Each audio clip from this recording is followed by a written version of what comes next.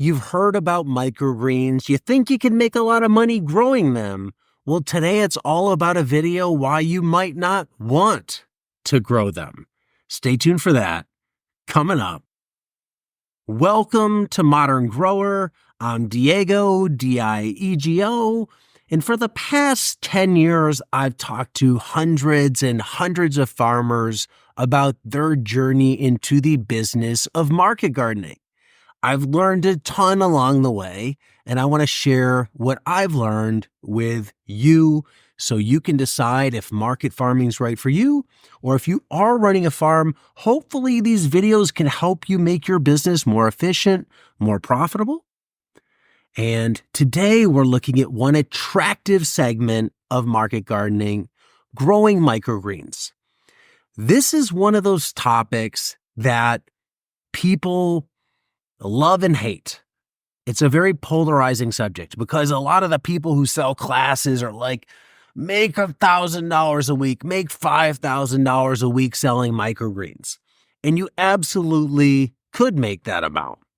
We could also make a big fat donut zero if you don't do things the right way. That's any business, but hey, microgreens gets the blame as being like one of those things you can't make money at.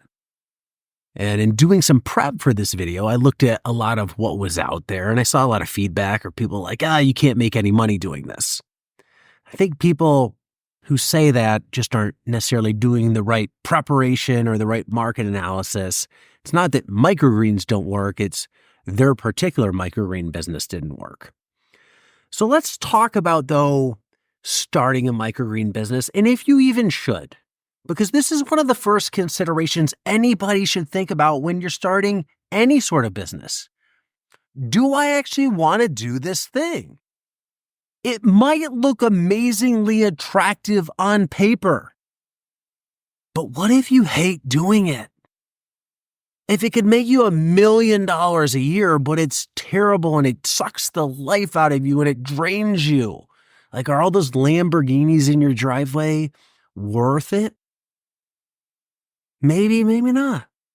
For a lot of us, it's not. We go into entrepreneurship or become solopreneurs to pursue a lifestyle. Maybe that's working from home. Maybe it's being our own boss. Maybe it's spending more time around our family. Let's try and find a business that enables you to do that financially, but also enhances your life in the process. So you find a business that you love and can live the lifestyle you want. So let's think microgreens.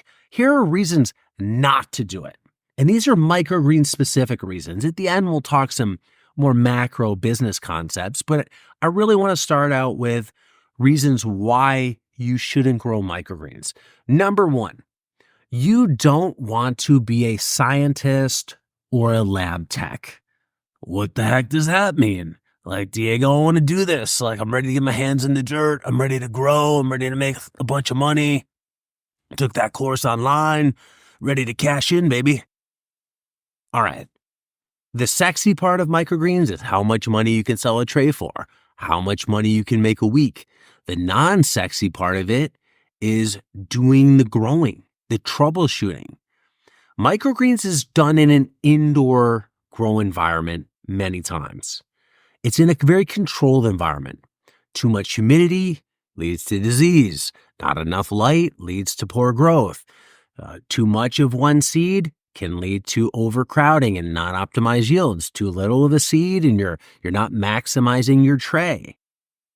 So there can be a lot of issues that can crop up, and you really have to treat it like a scientist. I put microgreens not too far away from mushroom growing. Mushroom growing isn't like going out to the garden to plant tomatoes.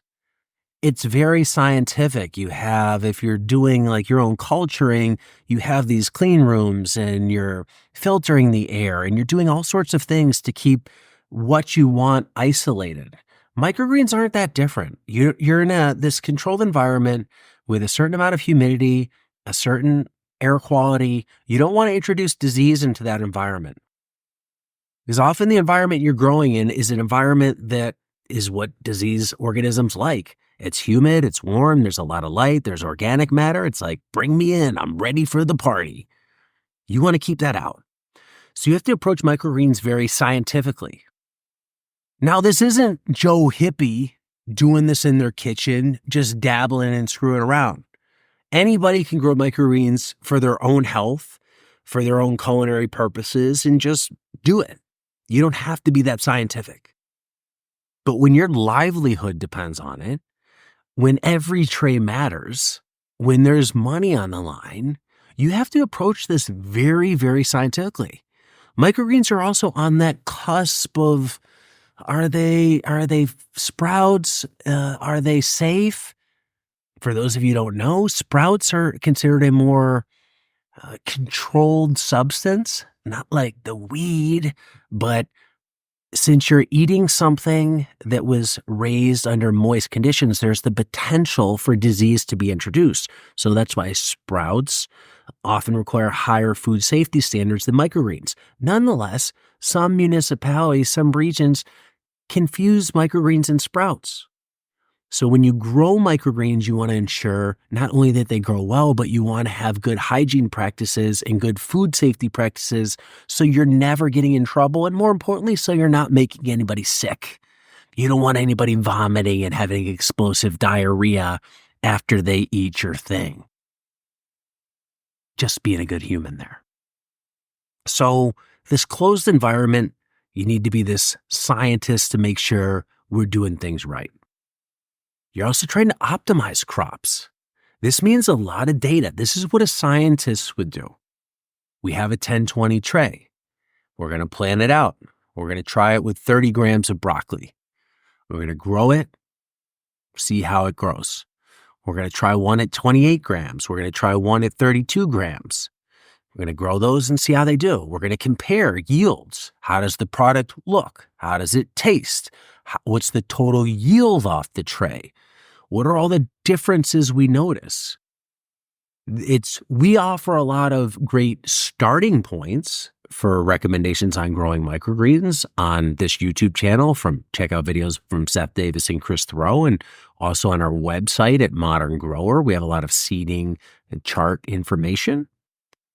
But everybody's growing conditions are a little different. Warmer temperatures, cooler temperatures, more light, less light. All those things affect growth. So you're going to have to tinker a lot to optimize your growing process. A lot of people, they're not that detail-oriented. They're not that scientific. They don't want to do it. They just want to plant and go. It's like, forget it. Just put me in the car, put me in drive, and boom, I'm off to the races. It's not, I'm going to study the track. I'm going to know where I can go fast. I'm going to know where I can go slow. What was my time last lap? I don't know. I've been watching a lot of Formula One lately, so I'm in that mindset. And like they study the course, like they study their results, like they're constantly looking at data, you should be too, because it's important. So you have to have this scientific mindset of optimizing your crops to succeed. If that's not you, don't do this.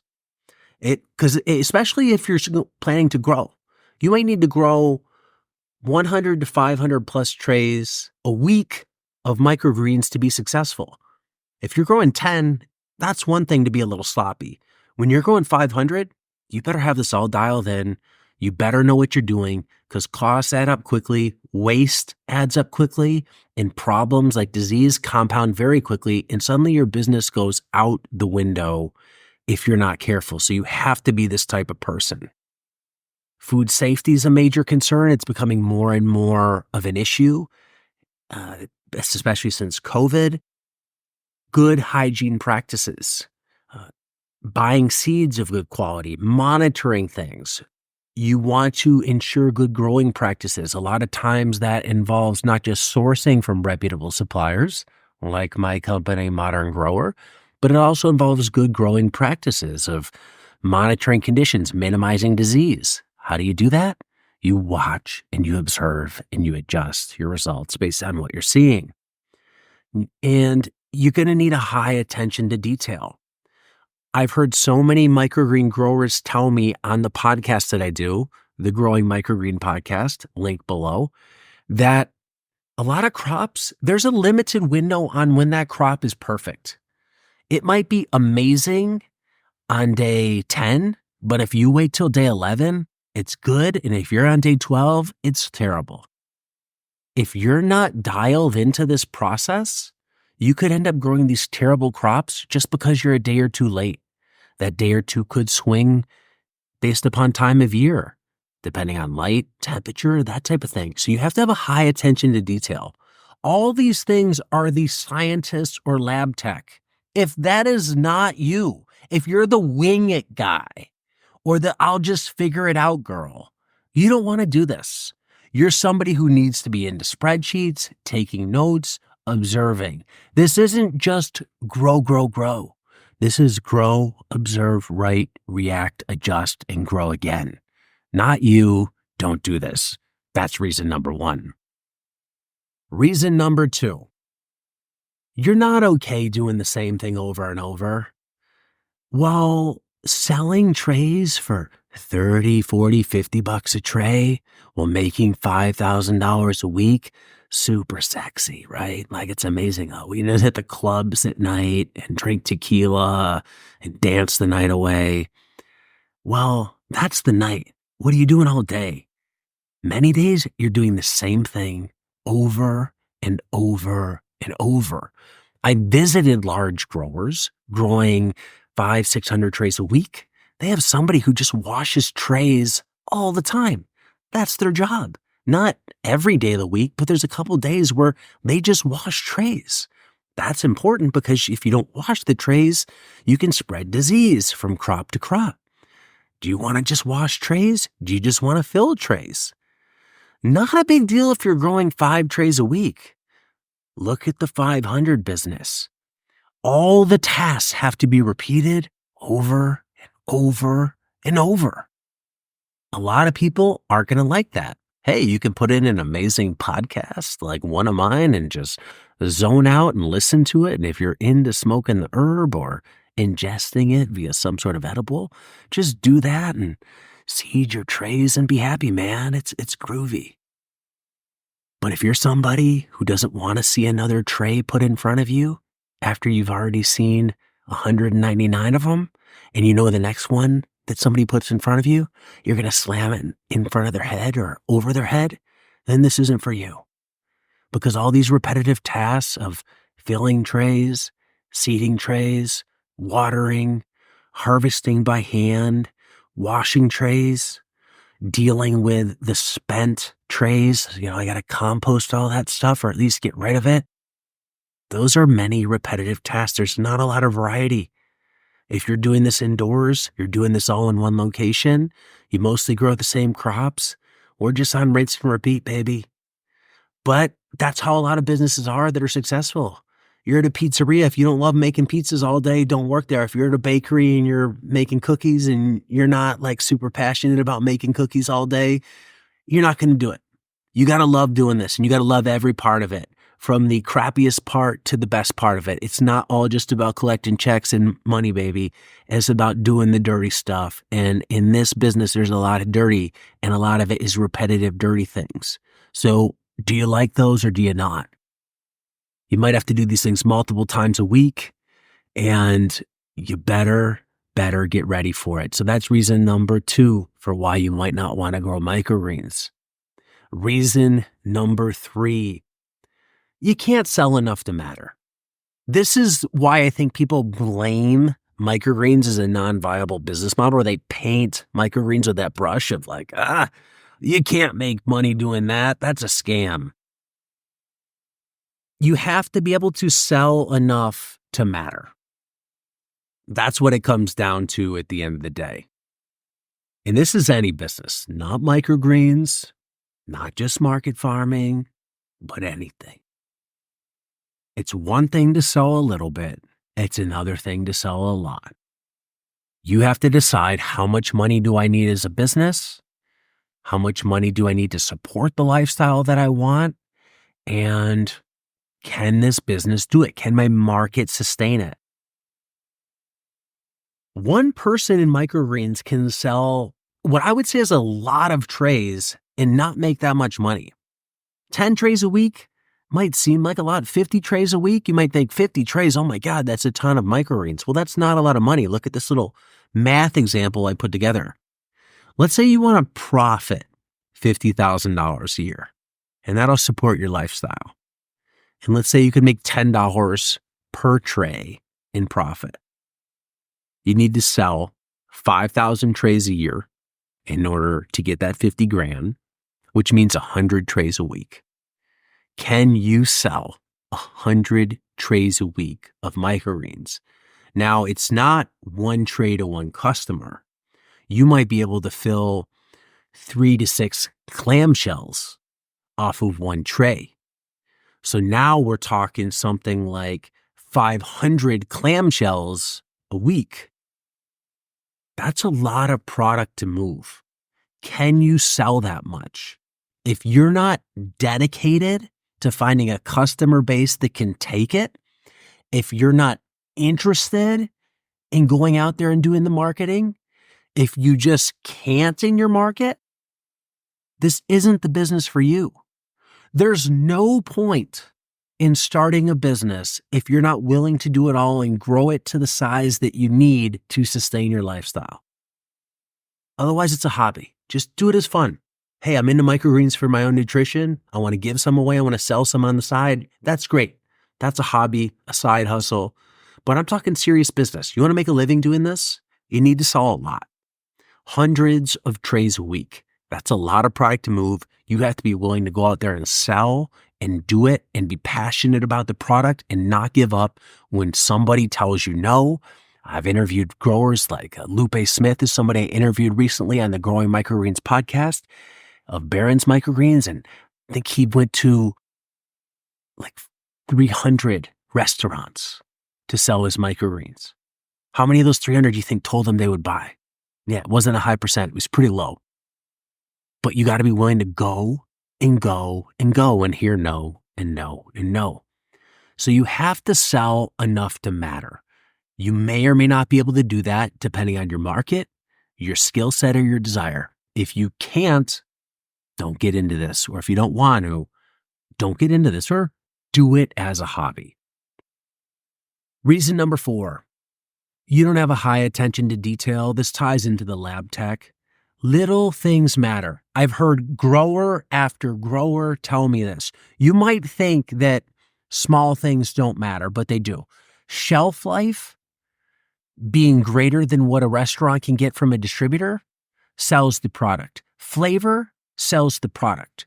How you arrange the microgreens in the packaging matters. Growers will tell me you can take a clamshell and you could just chuck a bunch of microgreens. Like we'll just cut the tray and it'll be all jumbled, mixed up. And we'll put it in a clamshell. And then we'll take one that we cut and we just lay it in nicely, like little soldiers lined up. Like a pack of cigarettes, right? All lined up. I don't know. Does anybody even know what a pack of cigarettes is? But they're all lined up. And the lined up version looks really nice. It also helps chef. Why? Because if you're cooking as a chef, if they're all lined up, I can go in and pinch out a little bit and use it as a garnish. Versus if it's all tangled, I got to pull it out and shake it to get the amount I want. That's a little detail that matters to your customer base. You have to know these little details to succeed. You have to know little details about what matters when I'm selling it on a grocery store shelf. What matters when it goes onto my label? What matters when I harvest it? When is the optimum flavor? When is the optimum size? If you're not into these little nuances, don't do it. Little details all matter. This is really where the business is. It's in the details. You want to get rich making money on microgreens? Absolutely you can. You will be an expert on the details of growing them, and you'll be an expert on every little detail that your customer, whether retail or restaurant or wholesale, wants. You need to know those things. And if you're not somebody who can dig in on those or pay attention to those things, don't do this. You're in the wrong business. Or work for somebody or partner with somebody who is. You might just want to do the growing. That's another part of all this. If you can't fulfill one of these criterion that I'm suggesting, partner with somebody who's willing to. Maybe you just want to do the growing. Maybe you don't mind being that automaton who plants all the time. But it's like, I don't want to worry about the details, Diego. Like, you do that. Okay. You're like, I'm into the details. I want to do that. But I don't want to do all the automaton stuff. Match made in heaven. We can do that. Another reason, number 5, you don't want to work indoors. Some people love working indoors. Hey, I'm in the AC. It's shady, perfect climate. I love it. Other people, they come from a field where they work indoors all the time. They're sitting in an office smaller than the one I'm in here, and they work in a cubicle, and they're like, damn, like, I hate this. I want to get out of here. It's nothing like workaholics taught me that the office life would be like, and it's not like that at all. There's no Blake at my office or Adam or anybody like that, or Anders. So I'm just kind of stuck, and I hate it. I want to get out and work outside. Most microgreen growers aren't growing outside. They're growing inside. If you're not an inside person, might not be the thing for you. Now, you could grow outside. That'll present some potential challenges depending on your climate, because you might have something called winter if you're not in San Diego like me. There's light changes, there's humidity, there's disease, there's pests, everything from insects to mice. So growing indoors simplifies everything. You control the environment, but you're inside. Might not be for you. But again, maybe it is. Maybe you got that warehouse space, throw on the beats, listen to a nice podcast, grow the day away. It's all good, man. So those are 5 microgreen focused reasons not to grow microgreens. Then there's the usual business reasons, and I can go deeper into this in a video, but I did feel it was appropriate to mention them here. 1, there's not a niche. A niche is an area in the market that you can plug into, you can make an opportunity out of. There's people that want to buy microgreens for whatever reason. Cooking, health, as a garnish. You can supply them. You see the need. You have buyers who are willing to buy. You provide the product. Buyers and seller come together. There's that. There might not be that niche in your market because it might not exist, or it might already be fulfilled. There might already be growers in your area. And if there are, and your market's saturated, then so be it. Don't blame that on the business of microgreens. That's just the market. Your market might not be big enough. If you're in the middle of kind of nowhere, Indiana, and you need to sell a few hundred trays a week, well, what do? You can't sell them. You're going to have to go drive to some big city near like Bloomington or Indianapolis and try and sell there. That might require commuting. So you have to have a big enough market to move all the trays. Because as I said, you're probably going to need to sell in the hundreds of trays a week to make a living. To start out, you're not going to be anywhere near that. But to make a living, you're going to have to sell hundreds of trays a week. Your market may not be able to absorb that. The other part is you don't want to run a business. This isn't a microgreen thing. This is the business thing. Business involves so much that isn't doing the thing. Doing the thing is growing in this case. Running the business is selling, it's marketing, it's doing the books. It's paying the taxes, it's getting insurance, it's answering emails. None of that stuff's fun. None of that stuff's sexy. None of that stuff is what people dream about. When they're sitting in that cubicle dreaming about starting a microgreen business, they're dreaming about shelves full of greens and their pocket full of C notes. And they're thinking, man, I'm going to get rich doing this. Wow, that'll be the life. They're not thinking about, oh, I got to answer another customer service email. Oh, I got to spend some time in Excel and analyze my profits. Oh, I got to troubleshoot this issue. Oh, I rent a space and I got to clean the bathroom. And Enrique was sick last night. Not going to be a good day. Those are all the things that go into running a business. There's the sexy side, there's the non-sexy side, and they need to come together in some sort of union where I guess they cancel out to neutral sexy? Is that what you get when you mix sexy and non-sexy? Well, whatever that is. There's the good side of business, the fun side, the side you want to do, and there's the side you don't want to do. And you better be able to will yourself to do the side you don't want to do, or you're better off not getting into the business in the first place. That is 5+ reasons why you shouldn't grow microgreens as a business. If you have questions or comments, leave them below. If you think I'm crazy or anything like that, let me know. Happy to hear about that. If you want to learn more, not just from me, but from other microgreen growers who have done this for years, who run profitable businesses, be sure to check out the Growing Microgreens podcast. You can view some episodes on this YouTube channel. You can also search any podcast network for that podcast, and you can hear interviews where they can tell you about their actual experience, so you don't have to take my word for it. I hope this video helped. I hope you enjoyed it. Thank you for watching, and until next time, be nice, be thankful, and do the work.